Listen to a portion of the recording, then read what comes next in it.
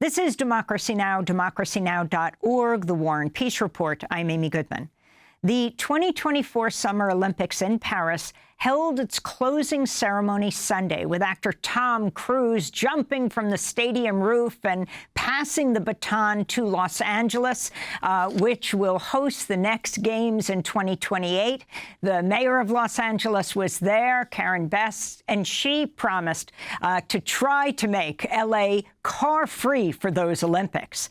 At the first ever Olympic breakdancing competition of the Games, a member of the Olympic refugee team from Afghanistan, known as B-Girl Talash, was disqualified when she wore a cape that said "Free Afghan Women."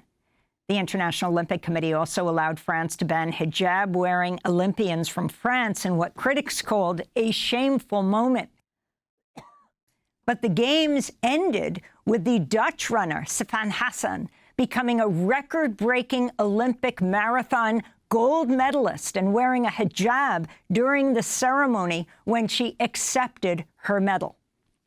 Meanwhile, the Algerian boxer Imane Khelif won the Olympic gold medal Friday in a major victory for the athlete, who competed while facing a torrent of abuse, fed in part by harassment from high-profile transphobic observers, including Donald Trump and author J.K. Rowling, who falsely claimed Khelif was a trans athlete and should be banned from competing.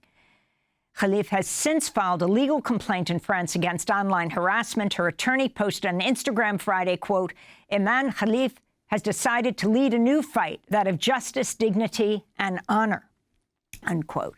Also at the Games, American sprinter Noah Lyles won gold for 100-meter dash, later had to leave the Games after he collapsed and had to be rolled away from the track when he finished third, won bronze in the 200-meter dash, and it was revealed he'd tested positive for COVID. Many of the athletes came down with COVID there. All of this comes as French authorities face protests for systematically displacing unhoused people in Paris. Later this month, the Paralympics start on August 28th. For more, we're joined by three guests. In Paris, we're joined by Fadi Deeb, representing Palestine as a shot putter in the 2024 Paris Olympics, the only member of the Palestinian Olympic delegation from Gaza, the only Paralympian athlete from Palestine to compete in the 2024 Summer Games. He's been disabled since he was shot by an Israeli soldier in Gaza City in 2001. Just back from Paris is Dave Zirin, who's covered the Olympics as sports editor for The Nation magazine and host of the Edge of Sports podcast. Also with us, Shireen Ahmed, senior contributor to CBC Sports and instructor of sports journalism and media at Toronto Metropolitan University. Her most recent article is headlined "Afghan Athletes DQ Shows IOC Support of Women is Not Unconditional." We welcome you all to Democracy Now! Dave, you're just back from Paris. Can you talk about the highlights and lowlights of these Olympics? Well, Amy, it's great to be here. It's an honor to be on with Fadi, who I got to meet in Paris. And, of course, it's terrific to be on with my dear friend Shireen. First of all, I got to start with the lowlights. I heard a reporter in Paris say, why aren't there any stories away from the Olympics? Why aren't there any stories in Paris? And that really got me upset, because there are 12,500 stories in Paris if people just wanted to investigate them. 12,500 is the number of migrants and the number of unhoused people who are unceremoniously loaded on buses and driven outside the city and dropped off in shelters or just dropped off, period. And one of the things I heard when I was there is they prioritized women and children for these trips outside the city. And, of course, I put trips in ironic quotes. And because they prioritized women and children, they also broke up families in Paris for the purposes of making the city, as they say, acceptable and clean for the Games for a foreign audience of wealthy tourists. So that part of it was extremely distressing. If you want to talk about a positive, I think there's a warning sign for Los Angeles in the 2028 Olympics, because the positive part of Paris is that it's a highly centralized city with a first-class European public transportation system. Fast forward to Los Angeles in 2020. 2028, where it looks like the metro system's not even going to be built. And also, as we know in Los Angeles, there's a serious unhoused problem. We've seen the governor, Gavin Newsom, personally put a hand in displacing unhoused people. We have to start organizing now to make sure that the 2028 Olympics in Los Angeles are not a carnival of injustice. And let's talk about some of the athletes and the stories around them. Let me bring into this conversation Shireen Ahmed. You know, as we watch the closing ceremony, tens of thousands of people crowded into the stadium, Shireen. The Netherlands' Sifan Hassan had her record-breaking moment where she was holding the gold. She was honored for the marathon. The women's marathon was the last marathon and the last sport before the ending of the Olympics. And Sifan Hassan stood there, podium gold, in her hijab. Talk about why this was so significant in this final moment. Amy, the irony and sort of the bittersweet ending to these Olympics was so poignantly displayed by Sifan Hassan. So the thing is, she doesn't actually compete with hijab on. She chooses to wear it when she chooses to wear it, but she chose it to wear it in this moment. And it was, I can't speak for her, and I'm not sure what her intention was, but the statement was most definitely made. I mean, to accept one of the biggest honors, the last medal ceremony, and you know, in a host nation that literally violently prevents Black and brown Muslim women who choose to wear hijab from sport. And people, and I think that's one of the most underreported stories of these games as well, was the fact that this host nation who claims to participate and be part of this Olympics of gender parity, which is really hypocritical because they don't even allow their own Olympians, French Olympians who are Muslim women and want to wear hijab, cannot. So the fact that that happened was just, it was remarkable. It was a remarkable moment. And it was a very beautiful and quiet message to women all around the world, and particularly those in France who are prevented from participating at a local, recreational, provincial, or even, in national programs. And I work with an organization and follow them and report on them called Basket pour toutes, which is basketball for all is the translation. And the fact that that moment was done, I mean, the conversations were fluttering. One of the things that I found heartening, Amy, was that it was being commented on in that narrative, which is really important because, again, this is a story that French media didn't actually want to pick up because it's shameful. As you mentioned earlier, it's embarrassing and it's hypocritical. You can't profess to support all women when you're being selective in that support. Now, Dave Zirin, I wanted to go to that incredible moment, the all-Black award podium of gymnasts. The Brazilian gymnast Rebeca Andrade and the U.S. gymnasts Simone Biles and Jordan Childs made history last week as they accepted their medals for the first ever all-Black podium in either men's or women's gymnastics. Simone Biles has won 3 golds and a silver in Paris, making her the most decorated U.S. gymnast in Olympic history. This incredible moment when Biles and Childs bows down to Andrade, who took home the gold despite competing with 3 torn ACLs. That was last week's news. And now you have the latest where the Olympic Committee has ruled that Jordan Childs must return her bronze medal in the women's floor exercise after a court of arbitration for sports ruling. In an update on August 11th, the International Olympic Committee sided with the ruling, confirming she could no longer be the bronze medalist, but the U.S. is appealing this. Explain it all. Well, first and foremost, with regards to Jordan Childs, this is a terrible injustice for somebody who performed at her best and earned that medal. Now, there's also a discussion of them sharing the medal, but the IOC nixed that right away. So here's Jordan Childs and her people stepping forward with this idea that is in the so-called, quote-unquote, Olympic spirit. And frankly, in the spirit of Biles and Childs doing the bow to Andrade, like this idea, this beautiful feeling of communal cooperation about people, the Olympics is supposed to be about raising their level of performance, and instead to come down on trials like this, it leaves such a bittersweet taste in one's mouth. And frankly, I'm reminded of a story 1968 Olympian Dr. John Carlos told me, where he talked about how after he won his bronze medal and then he raised his fist on the medal stand, the International Olympic Committee showed up in his hotel room and demanded that he return the medal. And John Carlos' response was to say, well, where are they? And they looked at him quizzically and said, where are who? And John Carlos said, the army that you are going to need to take this medal from me. I mean, I hope that there is a similar result to this, where Jordan Childs goes home and wears that medal proudly from her neck. If that's a shared prospect, terrific. If that's hers, terrific. But the idea of stripping it from her after such a beautiful moment, in an odd way, it speaks to the very contradictions of the Olympics themselves. Dave, introduce our next guest to us, because you wrote a wonderful piece in The Nation about Fadi Deeb representing Palestine as shot putter in the 2024 Paralympics. Well, you're giving me chills just by asking me the question. Fadi Deeb is one of the incredible people I met in Paris, and one of the incredible people I've met in all my years doing sports writing, a terrific Paralympian, a terrific representative of the Palestinian people and his home area of Gaza.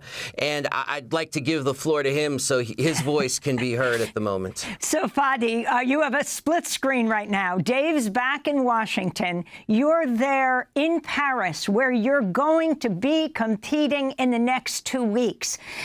Can you tell us your story? You represent Palestine in the Paralympics. Talk about how you became disabled, what it means to represent Palestine, and talk about your sport, shot put.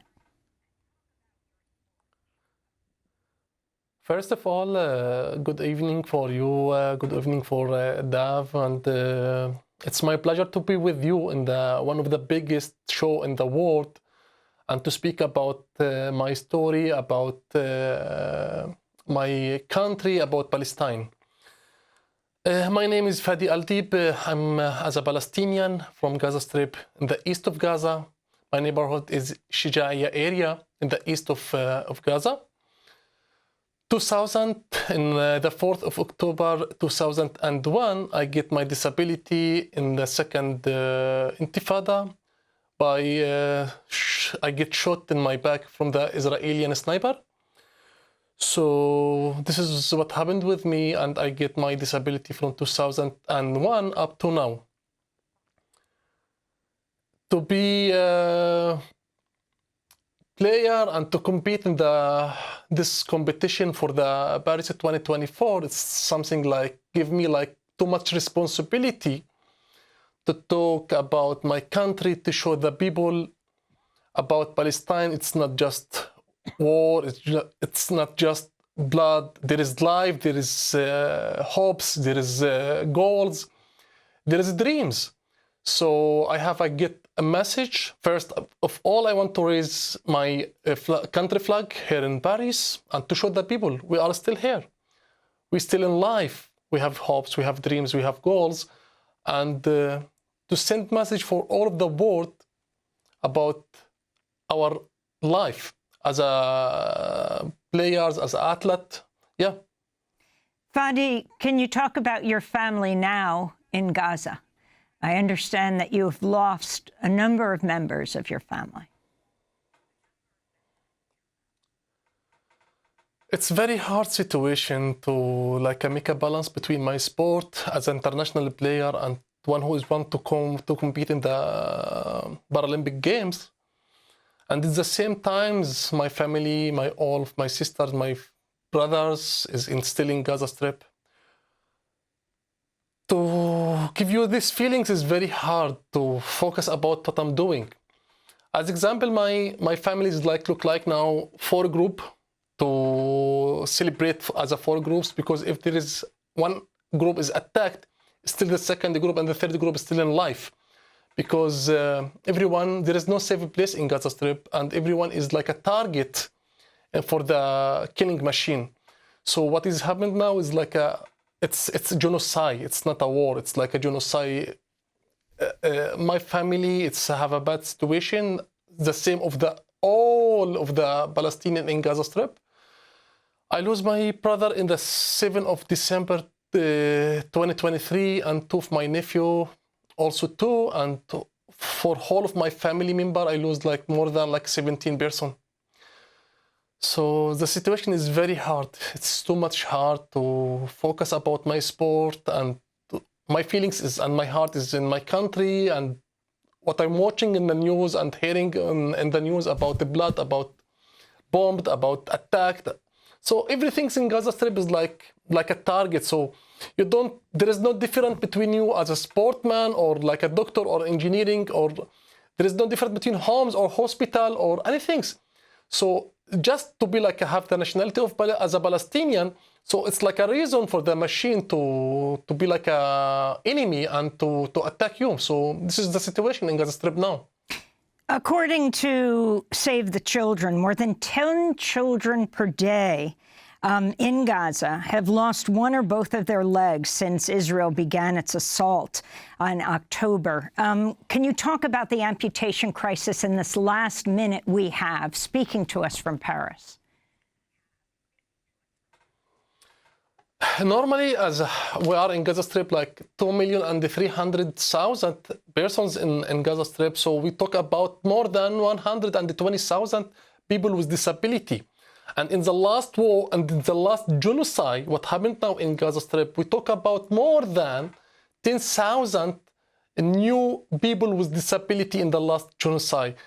Children, women, and men, and they have like an amputee and paraplegic. So it's like a very hard situation because there is, as I told before, there is no difference between any, if you are children or women, so everyone is a target. What I want to explain for you is like in the same time, it's a very hard situation. I wanted to step back for a moment, and if you can tell us what the Paralympics are and the significance for you of performing in them, having been shot more than 20 years ago in Gaza by an Israeli sniper. Yes, normally I want to start from the first as a normal volleyball player when I have like the youngest player in the volleyball of the national team of Palestine. So in the 4th of the October 2001, when I get my disability because I get shot from the Israeli sniper in Netzarim in the east of Gaza. So I want to show how much the sport is very important for us as a Palestinian people, and especially the people in Gaza Strip. So it's like something giving us to get out our negative feelings and our negative pressure. So like a child in 18 years old and he has get his disability, like this is very hard, but in the same time we cannot give up. We must continue our life to think about something like positive and active. So I continue like the many people that get their disability in sports. So I'm start with the Palestinian Paralympic Committee to play like a sport like a ping pong, like a basketball, like athletics games, like shot put, like disc and javelin. And I get 6 international medals in these games. These games is like a start for the Palestinian people with the people with disability, because we have like a huge number, as I told, like more than 120,000 people with disability before, and now we get like more than 10,000 people with new people with disability in this last genocide. So we are talking about very huge number of people with disability. So by sport and under the social inclusion programs, we start with the people with disability to improve them, like to damage them in the clubs, in the federation, by sport by for sport, and after for competing. So this is Fadi. It's like start with the ping pong, and he's a champion of Gaza Strip like 3 years, but it's not enough for me, and I'm started from 2004 up to now. The only player and the first one he's playing in the Europe 10 years as a professional basketball player. And it's not enough for me because we have many things like a gold, like hopes inside of us. So this is why I'm like joined the athletics games, and I got the 6th international medal. And I'm just continue. When you want to talk about like sport in Gaza Strip, you talk about very hard situation and very bad weathers. You cannot make a balance between the situation in Gaza Strip and outside. There is no equipment, no materials, no court, no stadium. We're just using like sometimes like normal land or streets as example. Sometimes I'm training like in the street. We don't have like a too much shot put or enough equipment, so we just start to use something like look like the shot put, like rock or stone or something like this. About disc, we don't have like the original disc as we use it in the competition. So sometimes we're using like metals look like similar for the disc. Maybe it's more heavier, but we must use it because everything is like under the security of Israelis. So it's like we are in Gaza Strip. We are living in like a box. We cannot go outside. Sometimes we are training all of the year, and when it's the time of the competition, I'm so sorry, we don't have like a permit to go outside. So you must to stay in Gaza. So it's like too much like a challenge to be live in Gaza, about your sport, about your dreams, about your hopes. Everything is like a challenge in Gaza. And all of this, it's like a one part. And in the second part, there is no any safe place in Gaza. So in each second, in each moment, you are like a target for the killing machine. Some 400 athletes, coaches, and others are estimated to have died in Israeli attacks since October. The victims include the Olympic football team coach Hani Al-Masdar, the volleyball star Ibrahim Kasaya. Among the Palestinians who competed in Paris this summer in the Olympics were track athlete Leila Al-Masri and swimmer Yazan Al-Bawab. So as part of the Paralympic team, you're there with them. Is that right, Fadi? Yes, sure. Yes, it's right. It's right. But I'm also, I'm there, I'm alone. I'm the only athlete in the Paralympic Games because there is no permit or flexibility for the player from Gaza to go outside. So I'm now I'm the voice for them to speak. I'm like a voice and the message for them to speak in the Paralympic to show the world what is happening in Gaza Strip. So we are talking about more than like 300 athletes is killed in Gaza Strip now. And especially about the people with disability. Before yesterday, I lose my best friend. He's the Arab swimmer champion. His name is Majdi Tatar. He is killed in the last school bombed and attacked. And he's the champion. He's amputee in his legs. And he's the swimmer Arab champion. And he's killed. And there is many people with disability athlete is killed too. And when we talk about like more than like 120 persons like still arrested as a disability with in Israel, and there is no reason about. This is why I'm alone here in this want to compete in this Paralympic, because there is no any chance for the player from Gaza to join me to be in Paris 2024. I want to talk about one of the other big stories at the Olympics. Shireen Ahmed, I wanted to ask you about the Algerian boxer Imane Khelif, who won Olympic gold Friday in a major victory for the athlete, who competed while facing a torrent of abuse, fed in part by harassment from high-profile transphobic observers, including Donald Trump, J.K. Rowling, who falsely claimed she was a trans athlete and she should be banned from competing. Can you tell us her story? Absolutely. So Imane Khelif is an Algerian boxer. Khelif is not new to the boxing scene and she'd been competing for a while. She actually competed in Tokyo where she didn't rank as highly. Now, part of her story, which is really important, and is that she actually started training with a famous Cuban boxing coach. So her technique and her ability to maneuver within the ring, it developed really, really well. And she'd been working on that for a while. So there's part of her athletic development.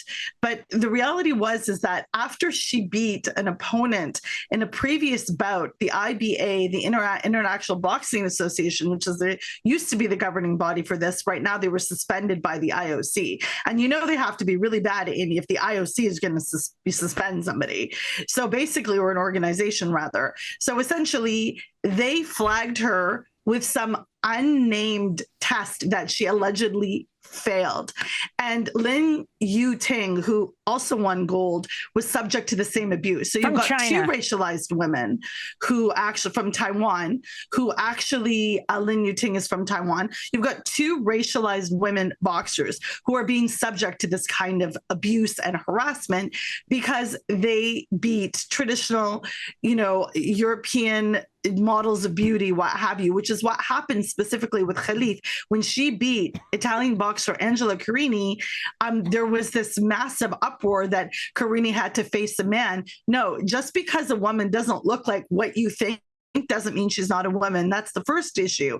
And secondly, to sort of spread this kind of information is not only a gross misuse of journalistic power, it's against all ethos. We saw journalists, Amy, get involved in spreading this information and take Angela Carini's side. Like you actually had journalists from The Guardian, which is otherwise a notable, a journalistic entity, taking sides in this, which is really worrisome. And so Khelif had to sort of compartmentalize, focus on her game. Her father went on media and showed her birth certificates, which I found to be heartbreaking. No parent should have to endure this, to literally read from her papers. And although my Arabic is very limited, he kept saying binte, which means daughter.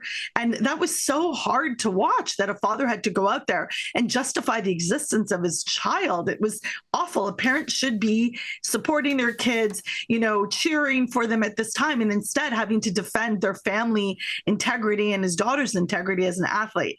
Long story short, Khelif went on to win gold, which I think is incredible. And I saw someone label her as the people's princess, but to do it with so much integrity.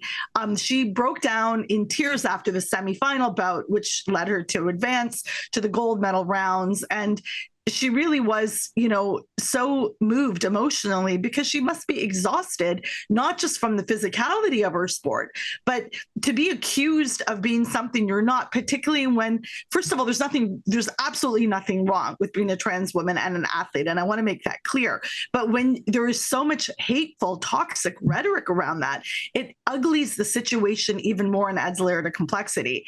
And when she won, there's one thing I did want to note was the way that her competitors and her opponents, who also medaled, came around her, hugged her. They all took a selfie together, because in this sport, if your opponents were suspicious of you for cheating, would they treat you with that much happiness and the camaraderie there? And boxing's a small community. And Khelif also went online to say this after, the fight with Carini, that she's known me for a long time, that she even fed into this misinformation was problematic. And these are things that need to be spoken about. Carini did go later on record to say that she would have liked to apologize to Khelif. Whether or not that happened, I do not know. But what I do know is the whole thing, including media, other athletes, opponents, literally dogpiled on Khelif, and she still persevered and won, which is one of my favorite stories of these Olympics. And as you talked about Lin Yu-ting, China and the United States tied for Olympic gold, but Lin Yu-ting made history. She won Taiwan's first ever Olympic gold medal in boxing. Shireen. Yeah, and I mean, that's huge too. And also her tears afterwards were part of the same reason, having to overcome this kind of online abuse, which is something that Khelif also spoke about. And again, I want to reiterate that there are two racialized women getting hit with a torrent of this kind of abuse, like you said, by Donald Trump and J.K. Rowling and Elon Musk, is like some of the worst characters and usual suspects in this type of hateful rhetoric are piling on there. And as you mentioned as well, Khelif has hired lawyers, and I would love to see, the result of that. And I'll be following that story closely in terms of what happens, because the psychological effect on an athlete to be competing at the most important tournament of their lives and having to deal with this. I mean, with Imane Khelif specifically, it showed the anti-Muslim rhetoric, it showed the xenophobic rhetoric for both of them, and it was horrific to watch in real time. And the Olympic Refugee Committee, Shireen Ahmed, if you could talk about the significance of who were these Olympic athletes from around the world. So the Refugee Olympic Committee, and the country code is EOR. They started, this is the third iteration, they started in 2016. And on its face value, being able to understand that refugees that are forcibly displaced, like right now in the world, there's over 120 million refugees, and we're not even counting Palestinian refugees, as Fadi has already said, that are exposed to so much violence and enduring genocide. These are athletes that have been displaced, removed, fled, evacuated. So there are athletes out there, vulnerable athletes that have no place to participate from.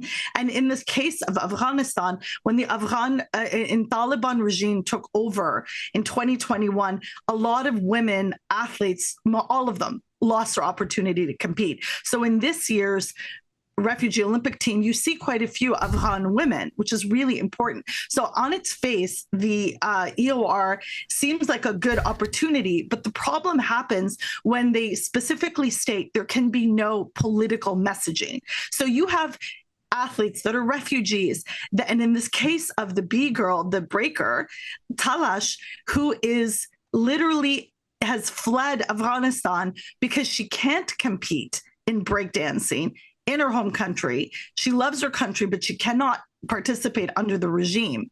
She wears a cape that says Free Afghan Women, and later is disqualified. She didn't advance in that battle, in those rounds, but the point is she's disqualified. What kind of messaging is that sending? They put her on the team in the first place because of her resilience to speak up against the Taliban, and then they end up disqualifying her for the same reason. So it's like, it's the suppression of athlete activism and voices that is so troubling, particularly with women who are too often excluded and silenced in sport. And Dave, Zirin, at the end, you have Tom Cruise flying down into the stadium. You have Karen Best, who's going now to take the mayor of Los Angeles, the Olympics to Los Angeles, with President Macron giving advice on what L.A. should do. The L.A. mayor saying she hopes it'll be a car-free Olympics. But you wrote pieces about the significance of what Paris did in preparation for and through these Olympics. If you can talk about what you very much called social cleansing. Yes, but before I do, really quickly, Shireen covered Imane Khelif brilliantly, but one other aspect on the streets of Paris was the significance of her being Algerian and the history of French colonization in Algeria, the number of Algerian, both immigrants, refugees, migrants who live in Paris, monuments in the city about the mass killing of Algerians in the 1960s. So her rise in the context of it happening in Paris was a very big deal. Now, as for Los Angeles, I mean, we've spoken about the 12,500 people in Paris who are forcibly displaced, migrants, many of them from sub-Saharan Africa. The thought of Macron advising Karen Bass to do something similar in a city as plagued with precarious housing as Los Angeles is frankly frightening and a human rights nightmare. The other aspect that you saw that led to the social cleansing in Paris, or I should say fortified it, was every single street street corner, I mean, you had people with submachine guns, police officers from 30 different countries, from the Middle East to Western Europe, all patrolling the streets, and all with badges that had the Olympic seal on them, as if this was an Olympic police force. And to be very clear, these heavily armed bodies of the state were not only in the Olympic areas fortifying them, but they were in working class neighborhoods, frankly, with very little to do, but just like it's called performative security. I mean, it's this idea of performative violence, too, state violence. And you could see that also being replicated in Los Angeles. It is going to take a serious human rights movement that also, frankly, has an environmental impact aspect as well in Los Angeles by citizens.